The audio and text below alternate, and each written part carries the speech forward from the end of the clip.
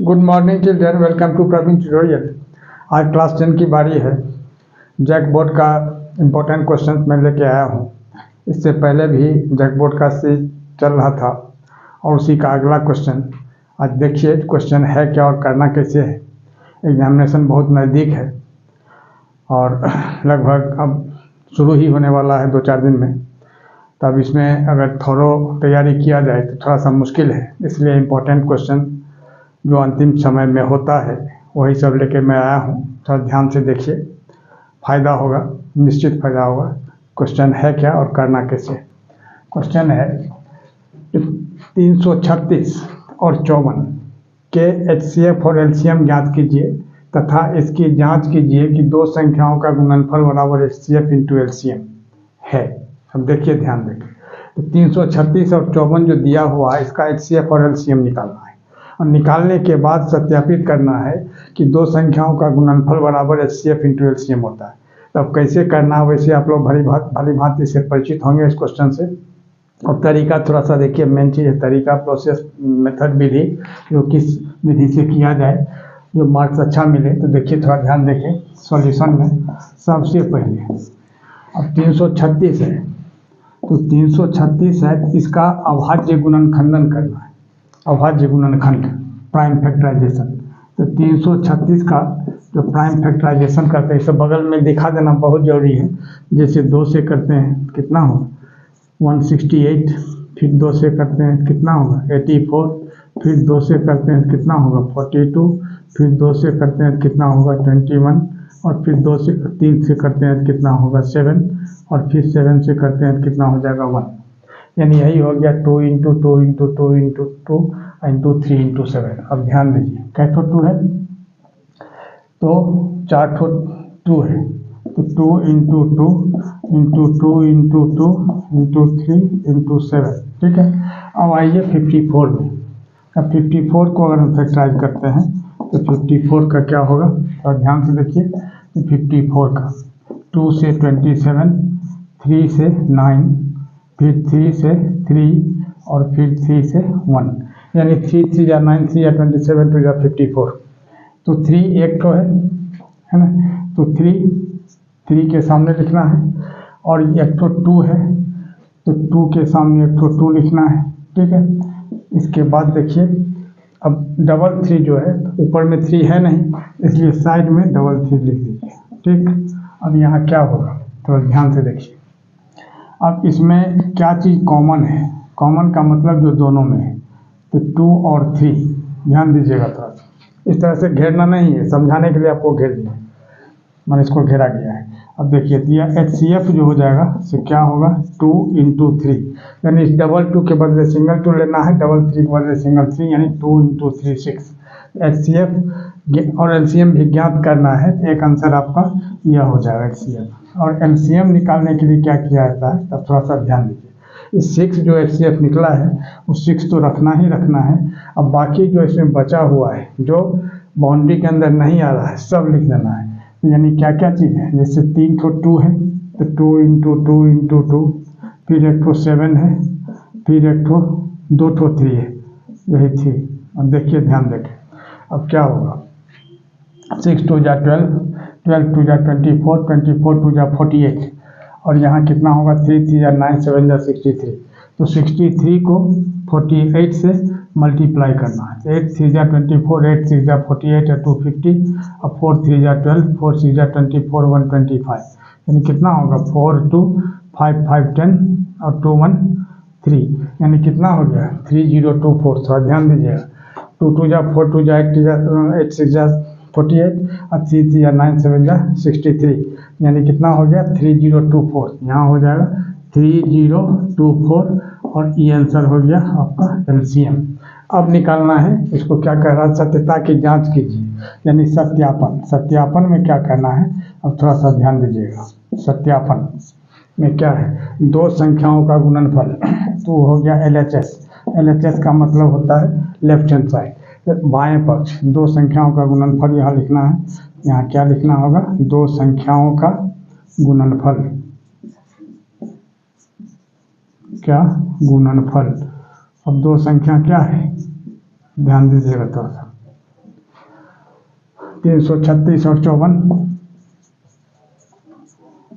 336 को 54 से गुना करना है। अब देखिए, ध्यान दें, अब जैसे 336 हो गया, इसको 54 से गुना करना है, तो 4 छक्के 24, 4 तिया 12 2 14, 4 तिया 12 1 13, 5 छक्के 30, 5 तिया 15 3 18, 5 तिया 15 1 16, यानी कितना होगा 4 4 8 3 11, 6 7 1 8 1, यानी ये क्या हो गया 18144। ध्यान दीजिएगा थोड़ा सा, क्या होगा 18144, यह हो गया आपका LHS। अब RHS निकालना है। अब ध्यान दीजिएगा थोड़ा सा, अब RHS में क्या करना होगा, क्या दिया हुआ है HCF इंटू LCM। अब HCF कितना है, देखिए 6, तो 6 और इंटू LCM कितना है 3024। अब इसको भी जब मल्टीप्लाई हम करते हैं तो 6 4 जा 24, 6 2 जा 12 और 2 14, 6 0 0 1, 6 3 जा 18, यानी 18144 यहाँ भी आया, 18144 यहाँ भी आया, यानी लिखना होगा। अब देख लीजिए थोड़ा सा, चूँकि LHS is equal to RHS है ना, इसलिए यहाँ लिख देना होगा सत्यापित।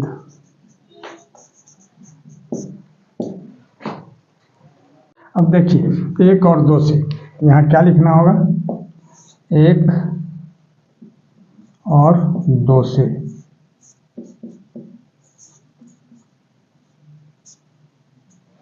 क्या होगा। अब देखिए AM/MB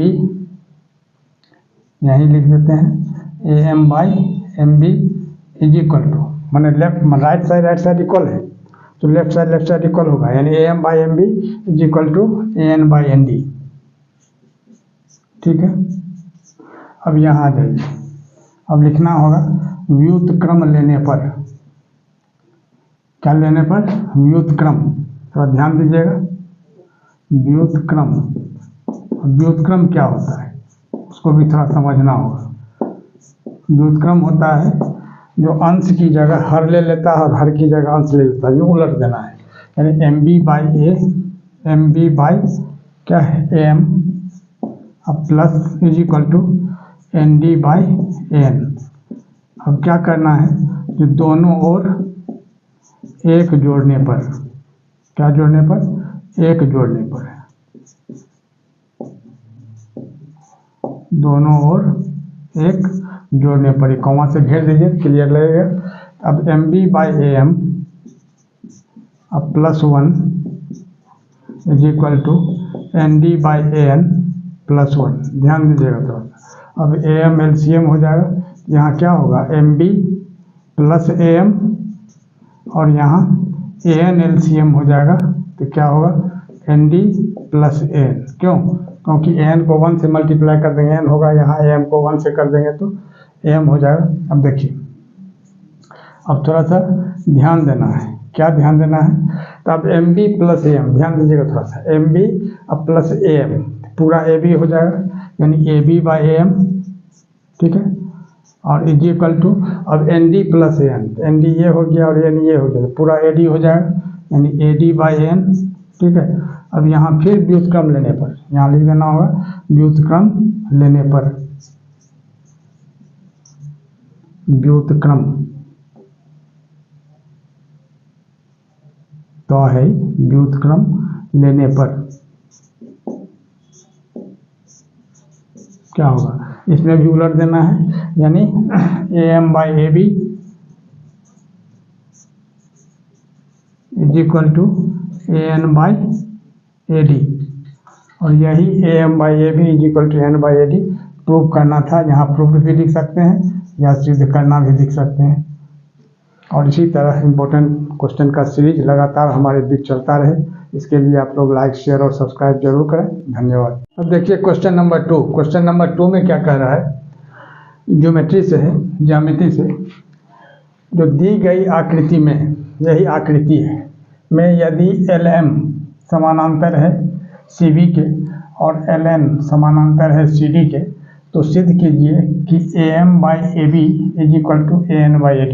बहुत इंपॉर्टेंट क्वेश्चन है, माने ज्यामिति में, खास करके त्रिभुज चैप्टर में अगर इंपॉर्टेंट क्वेश्चन को खोजा जाए तो सबसे पहला नंबर इसी का आएगा। बहुत इंपॉर्टेंट क्वेश्चन है, थोड़ा ध्यान दीजिए, बराबर एग्जामिनेशन में आते रहता है। अब देखिए इसको करना कैसे है। सॉल्यूशन में सबसे पहले अब ध्यान दीजिए, अब LM समानांतर है CV के, यहाँ दिया हुआ क्लियर। इस किस त्रिभुज में है? ABC में है। यहाँ लिखना होगा जो त्रिभुज ABC में, ठीक है। ये क्या जो लिखा हुआ इसमें, जो क्वेश्चन में लिखा हुआ उसी तरह से करना है। तो यानी LM समानांतर CV, यानी यहाँ लिख देना होगा दिया है, ठीक। अब इसके बाद तो इसलिए क्या हो जाएगा, अब जब LM समानांतर CV है तो AM/MB = AL/LC हो जाएगा। क्यों होगा? AM/MB = AL/LC क्यों होगा? तो थेल्स प्रमेय से, यहाँ लिख देना होगा क्लियर, थेल्स प्रमेय से। थेल्स प्रमेय को आधारभूत आनुपातिकता प्रमेय भी बोला जाता है। तो थेल्स प्रमेय में यही है, जब यह इसके समानांतर हो तो AM/MB = AL/LC, ये हो गया नंबर 1, ठीक है। अब इस त्रिभुज में लेना है, नीचे वाला त्रिभुज में, ADC में, यानी त्रिभुज ADC में। अब इसमें क्या है देखिए, ध्यान रखिए, LN समानांतर CD, तो LN समानांतर CD, ये इसमें भी लिखिएगा दिया है, क्योंकि ये ब्रैकेट में जो चीज़ दिया हुआ है लिखा जाना चाहिए। अगर आप नहीं लिखते हैं तो यहाँ एग्जामिनर जो क्वेश्चन चेक करेंगे, आंसर शीट आपका चेक करेंगे, यहाँ ब्रैकेट देके क्वेश्चन मार्क लगा देंगे, 1 मार्क काट देंगे। तो इसलिए ये सब चीज़ देना बहुत ज़रूरी है, दिया है। तो इसलिए फिर यहाँ भी लिखना होगा AN/ND = AL/LC, यहाँ भी लिखना होगा थेल्स प्रमेय से, पूरा क्लियर लिखना है, ठीक है। ये हो गया आपको नंबर 2। अब क्या करना है, जब 1 और 2 से क्या देख रहे हैं, AL/LC यहाँ भी है, AL/LC यहाँ भी है, मतलब राइट साइड इक्वल है, तो निश्चित है कि लेफ्ट साइड इक्वल होगा।